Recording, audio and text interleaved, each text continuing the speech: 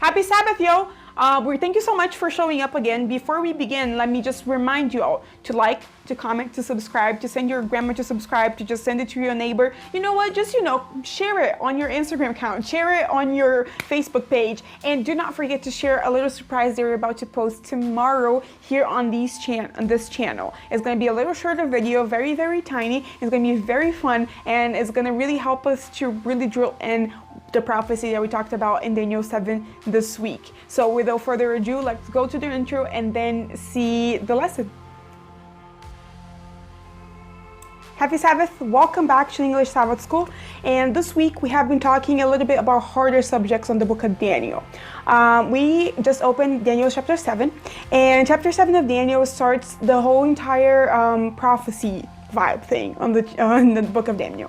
So what happened is Daniel is kind of divided between historical part and then prophetical part, and later up until now we've been going chronologically, telling the story of Daniel since he went to Babylon until the part where Babylon is taken and by the Medo-Persians, and then the whole thing with the den of lions. So now in chapter 7, he actually goes back a little bit and he starts saying that in the first year of the reign of Belshazzar. So that's way before that one incident with the writing on the wall. And Daniel actually, this is kind of like a mirroring of Daniel chapter 2. So if you remember, Daniel chapter 2 is where the king has a dream, and he tells everybody that they need to interpret a dream, otherwise they'll die, fun things that kings used to do. And so this is different now, because now Daniel has a dream and he's the one that can sleep because of it. The chapter kind of goes, what he saw as he slept in his bed terrified him, a real nightmare. Then he wrote out his dream. The title of the lesson this week is From Stormy Sea to Clouds of Heaven. The memory verse is in Daniel chapter 7, verse 27, and it says something like this. Then the sovereignty, power of greatness of all the kingdoms under heaven will be handed over to the holy place of the Most High. His kingdom will be an everlasting kingdom, and all rulers will worship and obey him. Okay, so it kind of shows us, like the memory verse kind of shows us the happy ending of the story, but that's not exactly how it begins. Once Daniel starts his dream, it says that he sees a very stormy sea and sky, and the waters are just like waves and things, and it's a whole storm, and he's just watching the storm. And then from the storm, a few animals show up. So he starts with the first three. He says they're like something. You have to remember here that we are all used to the wonders of CGI, and we can imagine weird beasts and weird animals all the time because we've seen Game of Thrones.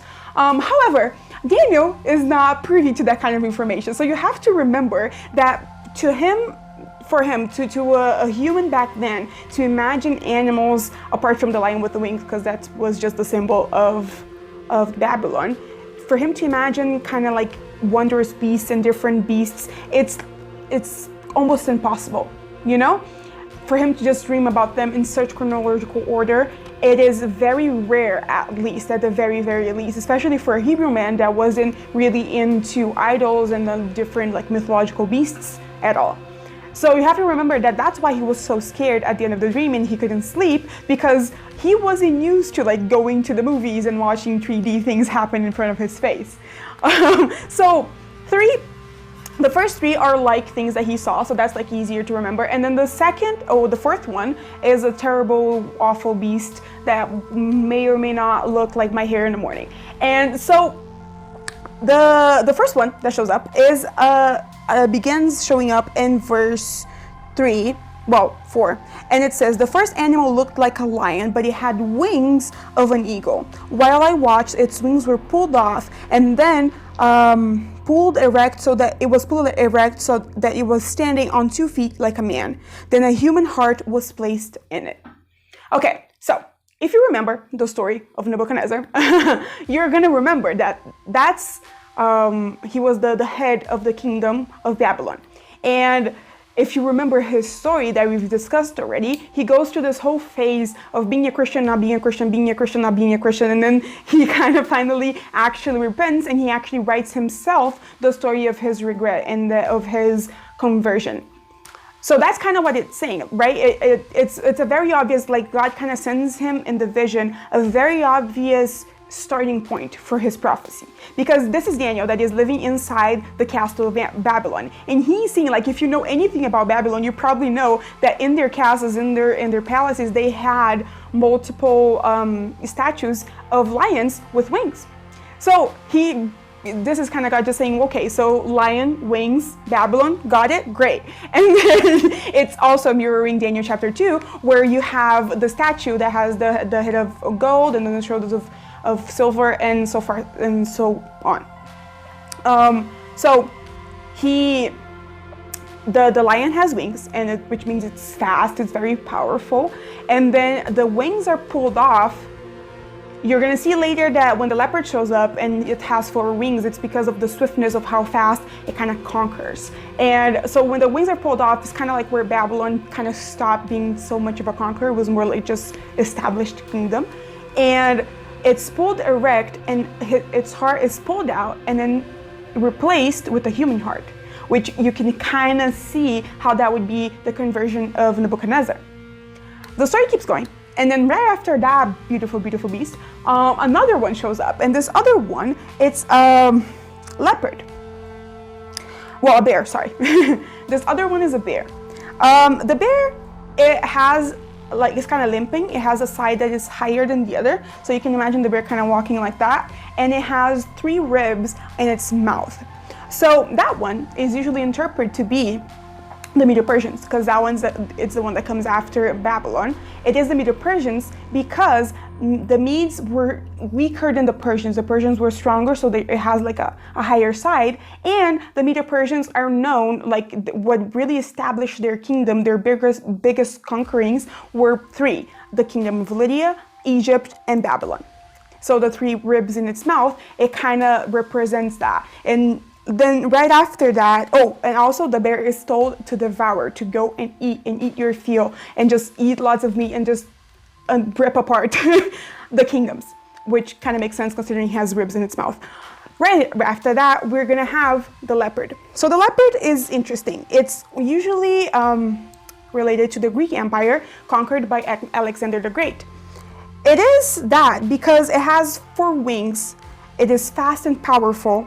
And Alexander actually, if you take a look at his conquering, he actually did really, really fast, like, build this huge empire, and he got like lots of land in exact 4 years, which is interesting, right? 4 wings, 4 years. He was very fast, he was very strong, and that's kind of like the idea of a leopard or a panther, because those are like one of the fastest animals on earth.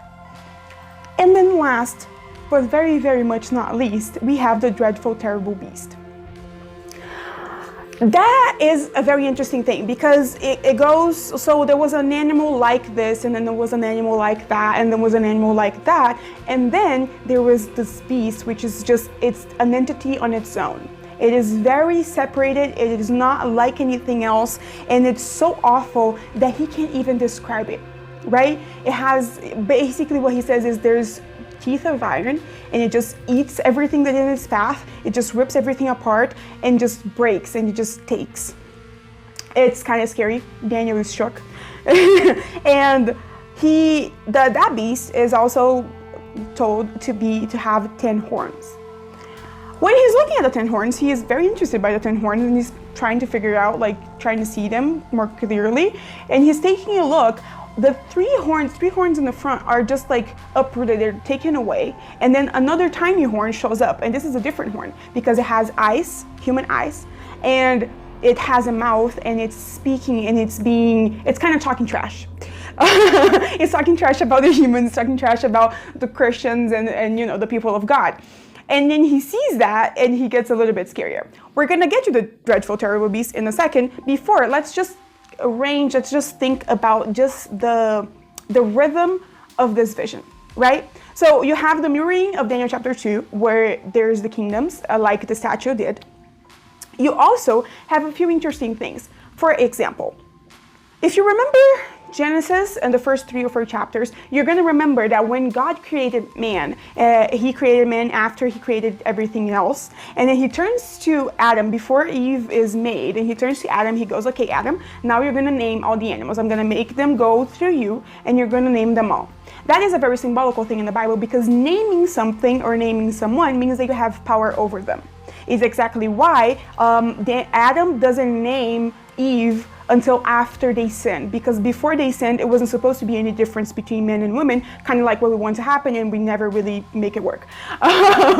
So that's why he didn't name Eve before sin. He named her after, because after sin, then somebody had to be the head, since the connection with God was not so strong anymore. So that is a situation where God put the man clearly as the head of the world by making him name every other animal on earth. Now here we see rulers, right? Powerful kingdom being represented as animals. So you already see like this inversion of creation happening in this vision, and it kind of shows how wrong it is that this situation is happening. Also, another thing that you might notice is that these animals are not clean animals. If you look at Leviticus 11, you're going to see a list of animals that are clean for the people of God to eat, and some animals that are unclean. Right? You have the famous ones, like the clean animals, kind of like sheep, you have cows, you have chickens, and then unclean animals, kind of like, well, horses and bears and leopards and lions. And you can't eat them. So it not only shows animals in creation being above the ruler that God put on earth, but it also shows unclean animals, which would be even worse. Well, okay, so all of that kind of already shows how awful and how heavy the situation is. And if you think about the Bible is the first hyperlinked document on earth. There is this one picture, and I'm going to have them for here, where every little kind of line, black line on the bottom is a verse on the Bible, and every little art on top is another it's like another verse relating to the other one. And it's crazy how all of them connect. The Bible is all about reference. So if you're a little slow like Captain America, you probably won't get all of them, but that's kind of how it tells stories. It kind of goes with words and with sentences and with the way that things are phrased. It reminds you of things that happened before and things that they've said before, because if you like know anything about Hebrew and Jew culture, is that they really, really know their things. Like they really know how to say them. They really know how they go. They know the Bible, they know the Torah. So when you make a reference to it, the slightest reference just kind of brings an idea to your mind. And that's kind of what's happening here. So this is, the vision is kind of showing Daniel how wrong all of this is. And then the beast, the terrible, dreadful beast, shows up. That beast is usually equated to Rome, pagan Rome. Before the little horn shows up, that is pagan Rome, because, well, if you remember, Rome came right after the Greek Empire, right, with Alexander the Great, and it also conquered, and it was very brutal in its conquering. Right? If you take a look later, when Jesus is upon earth, you know by his relationship with other people, the Jew people, with that relationship, if you really pay attention, you're going to see how the hate to the Romans was strong, how much they hated them. Right? When he says, well, love thy neighbor, and they go, but even if your neighbor is like a Roman soldier, he's like, yeah, even then. Because they didn't even consider them to be like a human or just like a child of God also, because they were so bad and they controlled and they didn't really care about your religion as far as it didn't like clash with theirs. And that kind of is shown by the beast, you know, eating everything and just ripping everything apart in its path. It has 10 horns. So the most important 10 emperors of the pagan Rome are representing those 10 horns. And then 3 of them are ripped out, and then one tiny one shows up. It's kind of like unassuming, and it looks kind of more human. And that's kind of like, it's kind of showing you, this is the beast. It's still Rome. It still has characteristics of pagan Rome, but it says different things now. It is with a twist. And then the tiny horn starts just talking trash. He's just talking trash. He's being boastful. He's being arrogant. And right after that, if you take a look at the chapter as it goes on, it says on Daniel 7, Daniel chapter 7, verse 8, it says, as I was staring at the horns and trying to figure out what they meant, another horn sprouted out, like a little horn. 3 of the original horns were pulled out to make room for it. There were human eyes in its little horn and a big mouth speaking arrogantly. Verse 9 says, as I was watching all of this, thrones were set into place and the old one sat down. His robes were white as snow, his hair was white like wool, his throne was flaming with fire, its wheels blazing. Verse 10, a river of fire poured out of the throne. Thousands upon thousands served him. Tens of thousands attended him. The courtroom was called to order and the books were opened. Okay, little horn talking trash. And then lots of thrones and lots of kind of like people showed up, and then suddenly the vision kind of changes and everything is kind of replaced. The horn of the beast is still there, but now it's a courtroom. And not only a courtroom, but also the old one and the ancient one, the Ancient of Days. There's very many translations to that. I'm using the Message translation because it's prophecy, it's hard enough. We don't really need the Old English to get in the way. And then, so the Ancient one, it is described to have, he is described to have white hair and a white beard, and he has white robes, and this light kind of like emanates from him. And well, if you've seen any illustration of God ever, you know that that's God. Right? Because the only other guy that has white hair and a white beard and it's really, really nice, that's Santa, and he came way, way later. So if you've seen any other drawing of God before, you kind of know that this is a representation of God. It's not an actual physical representation. It's just symbolical of the white hair and the white beard. It kind of shows like how pure he is. And the ancient one, because he's been here forever, right? He is the universe, basically, because he has outlived it. And so the ancient one gets there and he sits down, and then the courtroom is called to order and the books were open. The books are a reference of the books that have the names of the saints in heaven. And then he opens the books, and then this trial, like the courtroom begins, this trial starts to happen. If you know anything about the legal system, you might not be that happy with trials. Well, you might if you're a lawyer. Otherwise, you might not be that happy and that thrilled by the idea of a trial, of a courtroom. Because it usually means that somebody's about to be sent to jail or sentenced to something. And the Ancient of Days opens the books and it starts reading, and this kind of like judgment starts.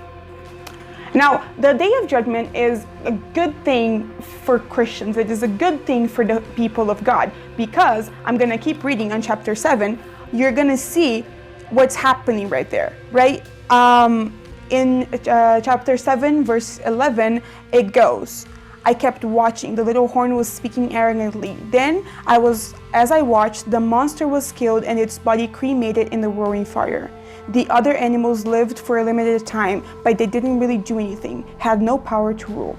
Okay, so the little horn gets up, talks trash, and it talks trash in front of the Ancient of Days. Now, who is this beast, and who is the little horn, and what does it represent?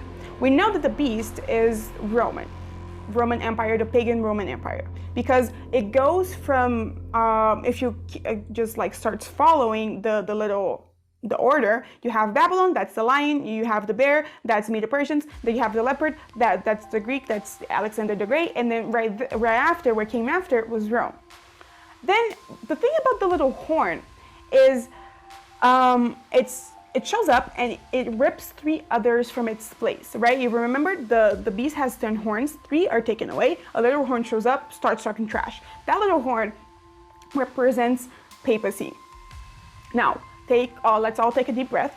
I do not mean to make Catholic people like the Antichrist or anything. That is not at all what I'm saying. I'm not attacking Catholic people. I'm not. I'm just talking about facts and what happened. because that one horn talks trash, and the Bible says that it means to change the law, and it means to make different, and it means to go after the people of God.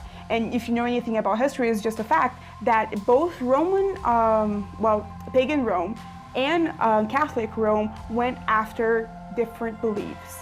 And they, like the Crusades, it's the whole thing where they were just going and killing people that didn't believe like they did, right? And of course they don't do that anymore. And even the prophecy kind of says, because if you take a look deeply, it says that that one power would rule for a time, 2 times, and half a time. That is 2 years and a half in prophecy terms. I'm not going to really go into it right now because I'm too nerdy for that, and I'm going to really go into it if I do. But basically is, a time means a year. So that's a year. And then it's 2 times, so 2 years and a half. So 2 years and a half. Only a year in prophecy times means more, because 1 day means a year. So a year is 365 days. A year, so 365 years plus 2 and a half, that gives 1260. And no, I did not do that math, make that math right now, because I cannot. And during 1260 days or years, that power, the power of the little horn, would last.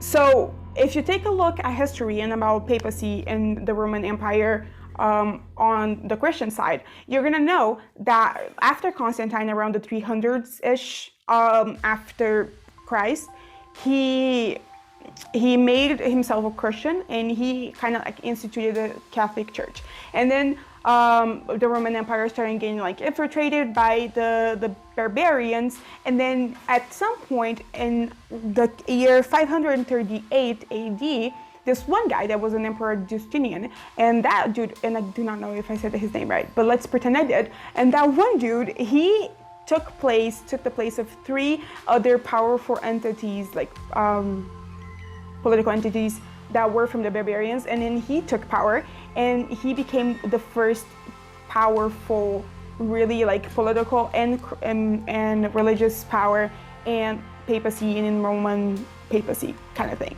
And that lasted for a very long time. If you've studied history at all, you know that the Catholic Church just bossed everybody around Europe for a very long time. Up until 1798, when this one little dude called Napoleon got way too much over his head, and he was supposed to be crowned the emperor, and he crowned himself. He said no to the Pope, and he crowned himself. And that was around the time where papacy kind of lost its power in the magnitude that he had before. It still has a lot of power, but it's more in the religious part of the thing, and not more in the political as much as it used to. And all of that happens. And well, Daniel, now that we know what happened, now that we're later, like, it's really easy to interpret prophecy once things have gone. That's really simple, let me tell you. At that point in Daniel's life, where he barely even, remember, this is the first year of the kingdom of Belshazzar, the reign of Belshazzar. So he didn't even know the Medo-Persians were coming soon yet. By the way, once the Medo-Persians actually go in, it's almost 10 years later. It's a very long time until like the beginning of the prophecy starts to be put in its place. And he's just there, and he sees this bunch of beasts, and he sees like an ancient guy, and he sits down, and there's, the opening of the books, and what?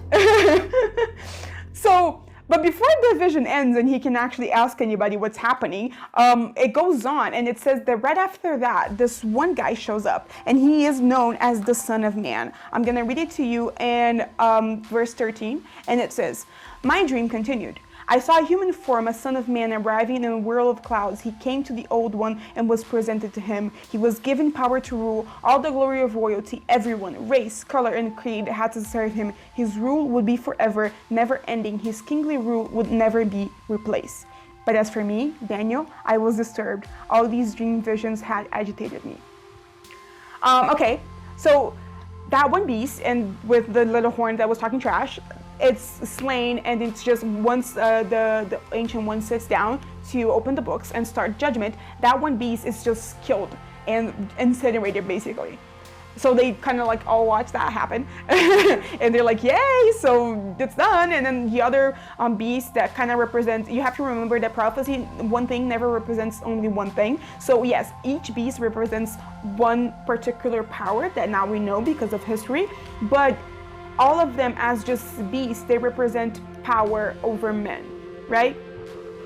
And so that the other beasts, not specifically the kingdoms, but just political powers, were allowed to rule for a while, but didn't really have a lot of power. And they just kind of were there up until the end. And then once the Son of Man shows up, and this is very specific, the way that he's described is showing up as a man. So you're gonna see that when the Ancient One is described, though he has, you know, manly features like the beard and human features like the hair, and it doesn't really say that he doesn't have any human features, so you can just imagine like a very old dude. It doesn't specifically says that he is the Son of Man. It says he is the Ancient One. When the Son of Man shows up, it's very specific. It's a very known imagery to any Jew that walked around the earth at that point. The fact that the clouds come around him once he leaves the place, it is a callback to what it used to happen when Atonement Day came.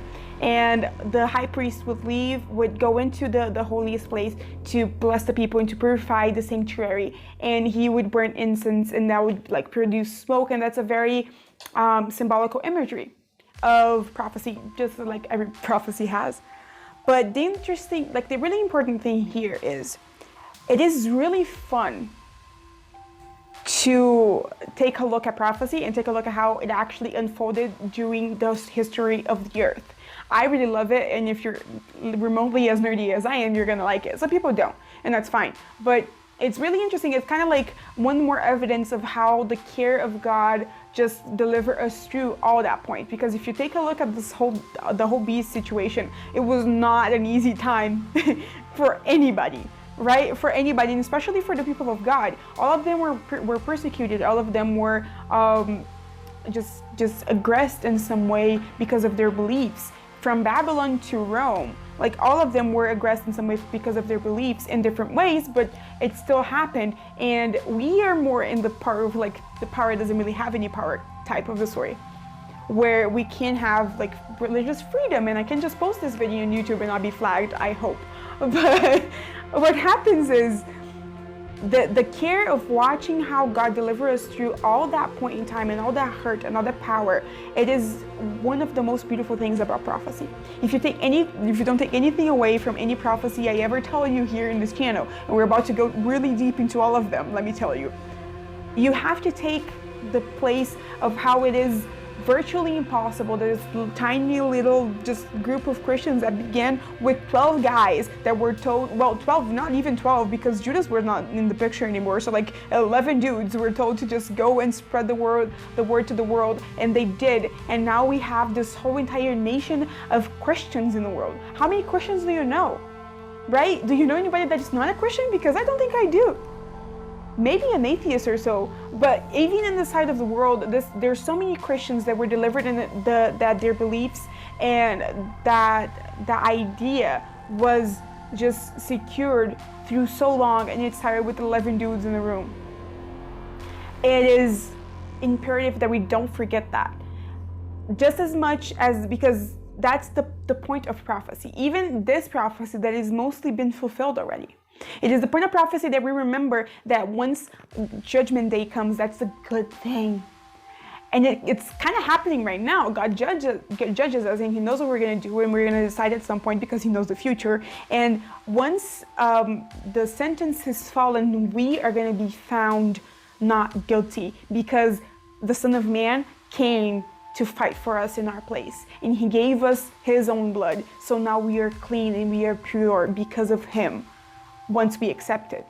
It's exactly why we are never ever found guilty because of our actions, but we are found guilty because we refuse forgiveness.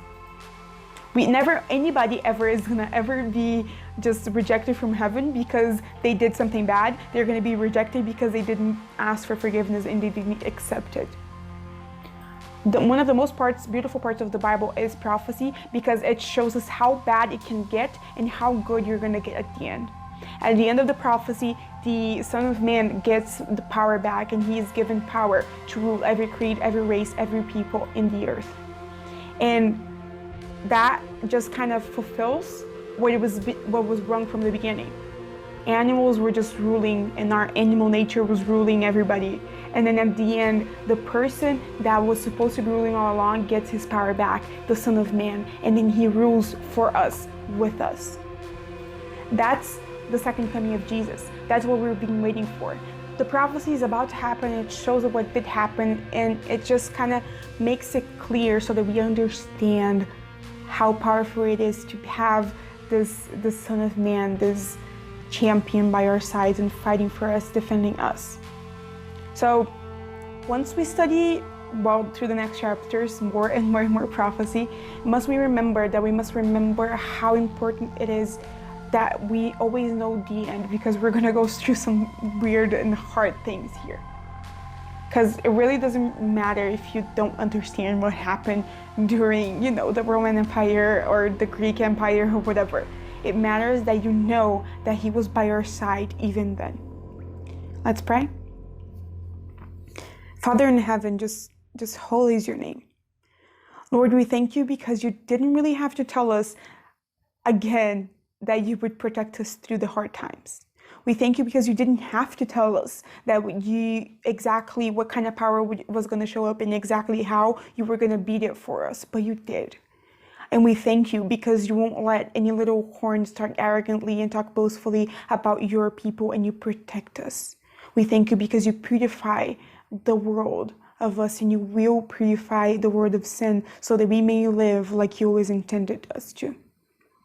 Lord, help us so that we understand that power, and we understand the protection that you are always just giving us. Thank you so much. And help us understand prophecy every day a little bit more as an add to our spiritual life, and not just a fun anecdote that we can talk about the Bible. Thank you so much. In Jesus' name, amen. You have a happy Sabbath, and I'll see you all next week.